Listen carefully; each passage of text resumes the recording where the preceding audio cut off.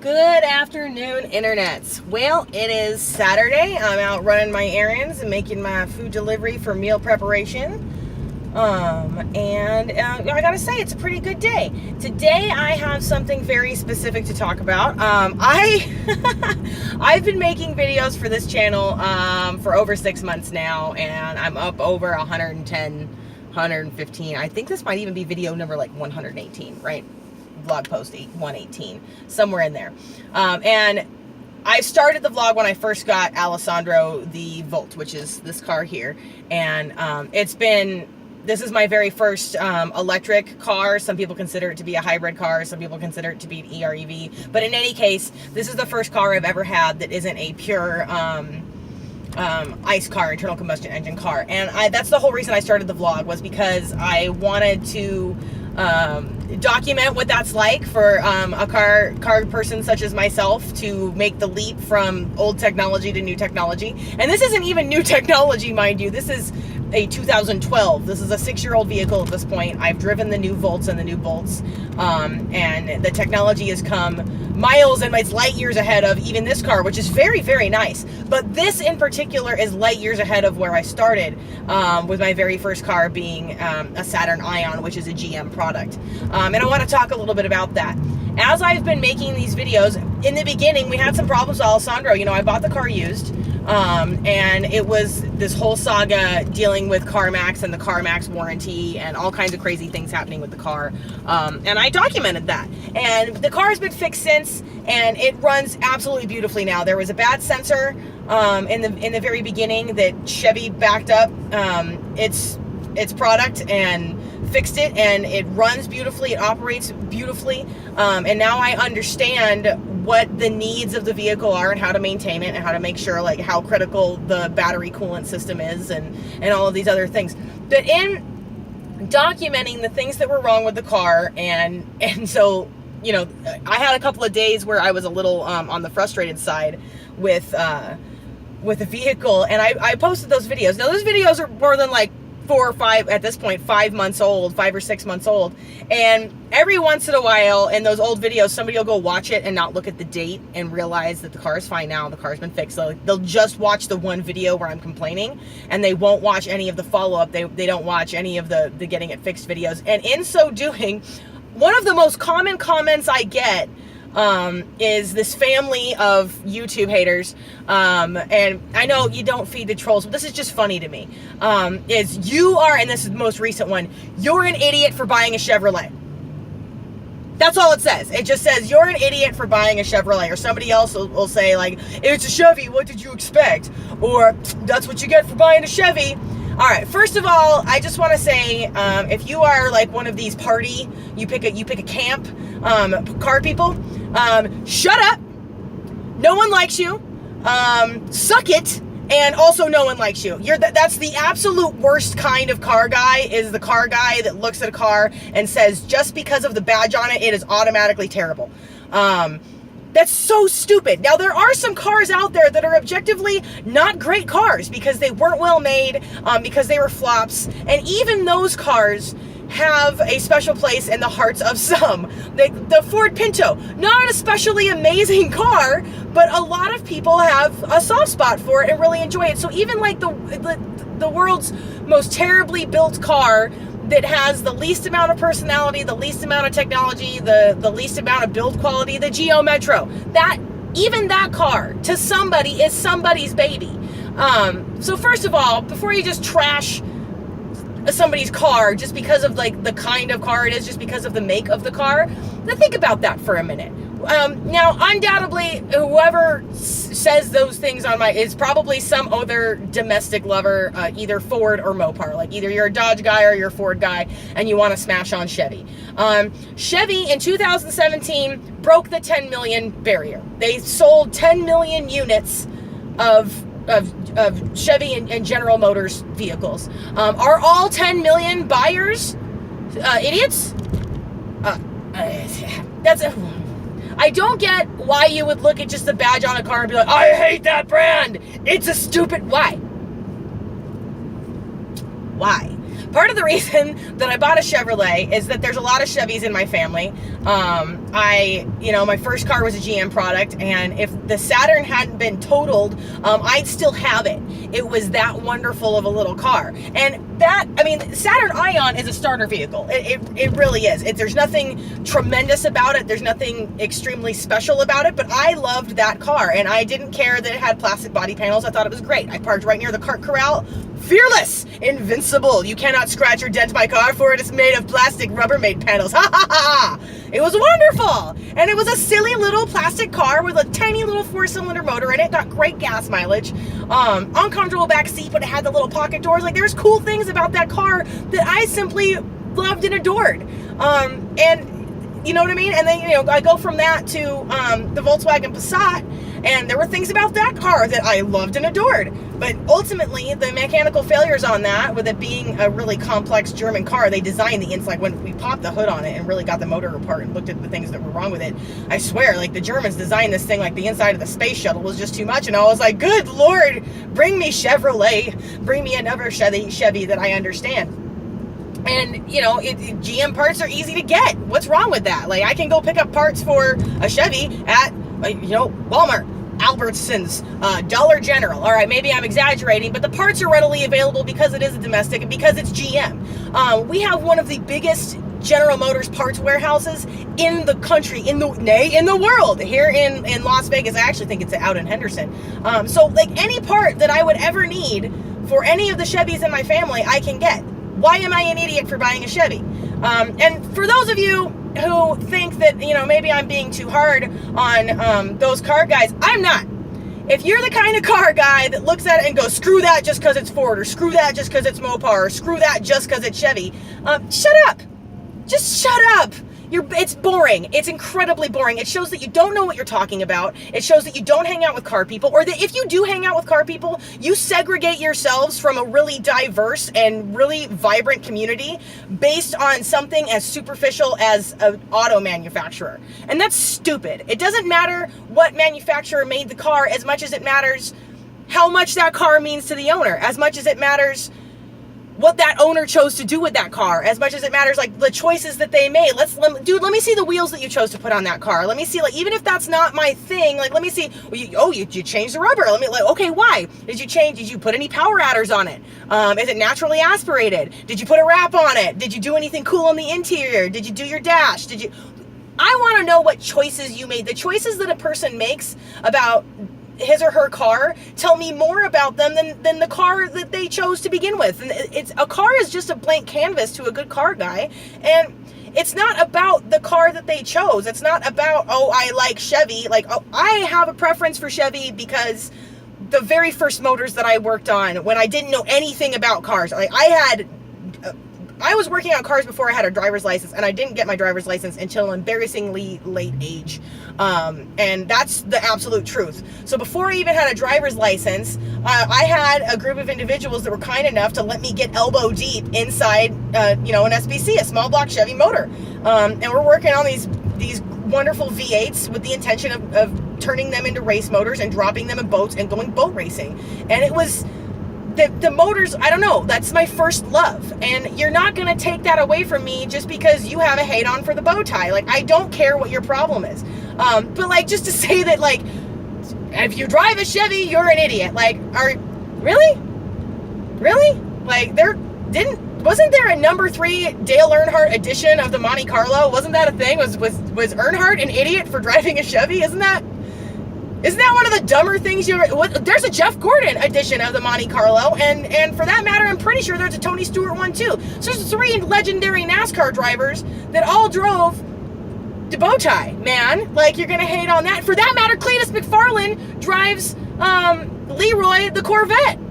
Is he an idiot for driving a Chevrolet? Just, like, really, STFU. You graduate with your with your PhD from STFU is what I have to say about that. Just freaking suck it. And when I run into these guys at car shows, they are the most insufferable, annoying, foolish, irritating people. And that's the number, like, that's the maximum number of adjectives I can come up with without using profanity. Because it's just stupid. It's just such a dumb thing to be prejudiced about.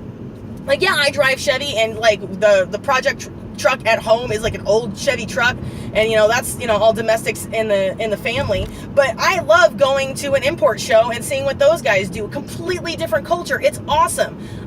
You go to like a Mopar meet, completely different dudes. Viper guys are not the same guys as ZR1 guys. They're not. They're completely different people, and that's so cool when you can get them all in the same parking lot and like talk about what you have in common, talk about what's different, talk about like why you like this car over this car. But you don't have to put down somebody else's car just because it was made by Chevrolet. That's stupid. Or just because it was made by Ford, or just because it was made by Nissan, or whatever the frick your hang up is that says more about you than it does about the car. And if I sound angry about this, it's because I'm angry about this. It's stupid. It's a stupid argument. It's based on literally nothing, and it's boring. Like how boring would the world be if you had your way and you got to eliminate Chevrolet? Like, how many amazing things do you eliminate just because it's Chevrolet? Like, do you understand the amount of culture that General Motors has contributed to the American automotive landscape? Like, are you just completely freaking ignorant of that? And I'm not just talking to the one individual who recently commented on one of those videos, but like just every dumb dude who gave me crap for buying, I was lamenting some actual car issues that I had, and a lot of people were really helpful. A lot of people helped me do some research and were like, hey, we're sorry to hear that your car's not running right or you're having these problems, but here's some things you can do, here's some stuff it might be, hey, Katherine, maybe look at this, X, Y, and Z, maybe Chevy can help you out. That was awesome, and that was the actual purpose that I made the video. And I know if you're on YouTube, you're going to attract haters, but man, attract haters, like, throw the hate on me because I said something ignorant, because I said something that was inaccurate, because I said something, I had an opinion that you disagree with and you'd like to debate, but just like outright discount me and discount Alessandro just because I'm in a Chevy and just because Alessandro's a Chevy. Like, that's stupid. This is one of the most reliable vehicles on the road. It's reduced the amount of money that I spend on gas by 90%. You know what a tremendous lifting of burden that is on me and my household? Like, how can you say that that's a bad choice? How can you say that that's not a perfectly wonderful idea? It gets me everywhere I need to go. I think it's totally adorable. It's completely comfortable in here. It's quiet. It has a massive hard drive for me to store all my music on. It has Bose standard. I've got, a subwoofer in the back. I don't understand. I don't understand why it was a bad sensor. It's not a bad car. Any more than I should throw hate on that dude for driving a Tundra, or her for driving, a Hyundai Santa Fe. Like, everybody drives the car that they drive because, everybody has different reasons for choosing the car that they do. But if you're a real car guy, you're more interested in those reasons than you are in that brand. And I'm going to stand by that. If there's something you don't know about and you want to ask about it, like, you should ask about it and go be involved in your car community. But if you're just going to outright segregate yourself, you know what that's called when you judge somebody based on a completely superficial exterior feature of that person. Like, that's baseless prejudice, and it helps no one or nothing. You contribute nothing to the social circle that you're participating in. You contribute nothing to car culture. You contribute nothing to society. Basically, if you're just gonna look at people and have kind of blanket prejudice against them based on the make and model of car that they choose to buy. And now, I know that's hilarious coming from somebody who made a Camaro hate video, and if you guys don't get how hysterical that was, like, I was being funny, and a whole bunch of Camaro guys took it really personal because I ran into a second-gen Camaro that was parked in an EV charge spot, and it wouldn't be okay that was another Chevy, but it wouldn't be okay for my EV to be parked in front of a gas station when I didn't need gas and just take up that gas pump. But a whole bunch of Camaro guys are like, oh, you're so entitled in your EV. And they made assumptions about me just because, one, they didn't have any sense of humor and they didn't get the gag. I made jokes about mullets and fog hat and high karate or whatever stupid cologne. Like, really, you don't get that? Okay. But, I had a bunch of hate on those videos against me for driving an EV. And, a bunch of assumptions made about me. Like, people assumed I was way younger than I was. Like, oh, you 19-year-old college girl. And I'm like, all right, that's adorable. Already graduated, married, kids and grandbabies. Cool. I appreciate the compliment. That's really nice. But they made assumptions about me and my political affiliation based on the EV, and that's neither here nor there, but the assumptions that were made about me were wildly inaccurate. It's stupid to make those kinds of assumptions about somebody based on something like their car. And I get that enough. I have it enough just for being a chick, and I don't talk about this very often because I think it doesn't matter, but I get enough bull from people in the car world just for being a girl, and most of that comes on the internet. When I'm actually out in the world, people are a little more reserved and they don't like open their mouth so much unless they've got a couple of beers in them, and most car shows are in the morning, so that's rare. But like, they'll just like, I'll get like the raised eyebrow. I'll get somebody who's surprised that I kind of know what I'm talking about and that I'm enthused about, their car, and that I want to know, I have questions about their car. I'm interested in what they did to it. And they'll be like, oh yeah, I did stuff to the motor. I'm like, okay, well, what stuff did you do to the motor? And they make the assumption that if they begin to explain it to me, I'm not going to understand. And I'm like, no, really, what did you do to, like, how I really want to know, like, what did you change on this? Please give me specific information. And they'll kind of like raise the eyebrow, like, okay. And like, eventually, like, I have enough of that crap where assumptions are made about me based on my appearance. And in this case, the thing about my appearance that causes assumptions to be made is that I'm a girl. There's nothing I could do about that. I'm sorry. Like, really super sorry that you can't handle that. But if on top of that, I'm going to get extra hate for also driving a Chevy, oh my God, suck it. I don't know what it is, but whatever it is, when you find it, suck it. Suck it. You want to hear it in Spanish? Chupalo. Suck it. I don't want to hear it. It's just dumb. And ordinarily, I don't have this level of bile and vitriol about something, but it's just dumb. One of the things I love about the car scene is that it is inclusive. The only thing that qualifies you to participate is an interest in cars, not even an expertise. You don't have to know anything about anything. If you just show up and ask questions and have an appreciation and an enthusiasm for the choices that other people have made, for the things sit in the parking lot, for the information that's there, for the history that's represented if it's an older car, or for the future that's represented if it's a newer car. Cars are time capsules for the period of time in which they were made. They're repositories for history. They're amazing, and if you have an appreciation and enthusiasm of that, that's all it takes. That's your only qualifier to get into the club and hang out. Like, they just show up to the parking lot and hang out and be nice. Like, it's not that hard. And the same thing should go for dudes on the internet. You need to calm down. My Chevy did. Show me on the doll where my Chevy touched you. Can you not? That's so sad. That's so sad for you that my Chevy hurt your feelers. Like, really, Snowflake? Come on. Come on. And I think that's all I had to say today, guys. I just think that we could all be better grown-ups here, and that we could all be more supportive, and then it'd be a way. Like, no matter where you live, Las Vegas, Los Angeles, middle of Oklahoma, upstate New York, Florida, Denmark, I don't care where you live, whatever cars you have there, your scene will be better if people are just freaking nicer and don't make dumb assumptions about whoever it is based on what it is they drive. That's stupid. It's dinosaur logic, and the people, like, I thought people who thought like that at this point should be going extinct, but evidently not.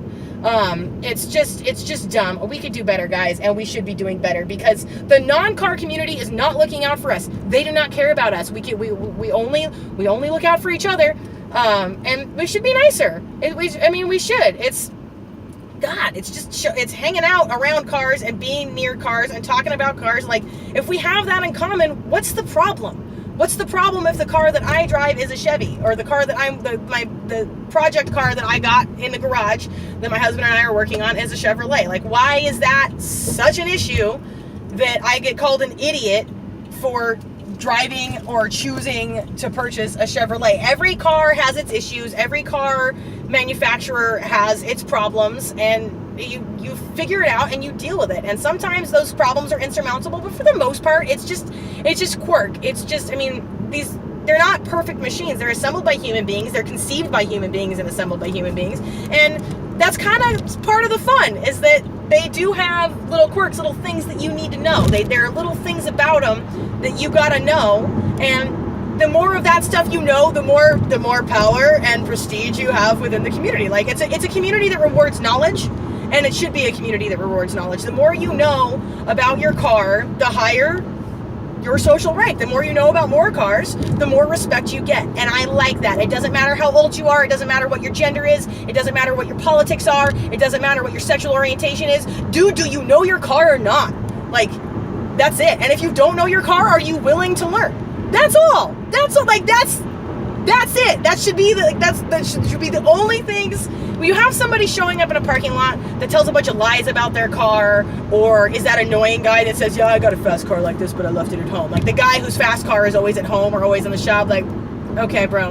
Like those guys, shun and annoy and ignore those annoying people. Absolutely. But for just like, I'm not talking to them because they drive Chevy. Like, really? We have some friendly rivalries where like the Mustang guys and the Camaro guys will kind of like maybe talk a little crap about each other every now and again, and like whatever, like it's good natured and it's fun. But if you're just gonna outright write off an entire group of people, like because General Motors, one of the biggest auto manufacturers in the world, 10 million units moved last year, like that's, you're gonna be like, oh yeah, those idiots. Yeah, those idiots. Are you serious? Like, all right, I know I said I was gonna end the video and then I kept babbling, but seriously. All right, that's my rant for today, guys. Anyway, I love you all, great big bunches. If this is your first time on the channel, please consider subscribing right over here. And don't forget to hit that notification bell. Here's some other things I think you'll enjoy right down here. My name is Katherine. This is EVs of Nevada. Please remember to like, subscribe, and smile.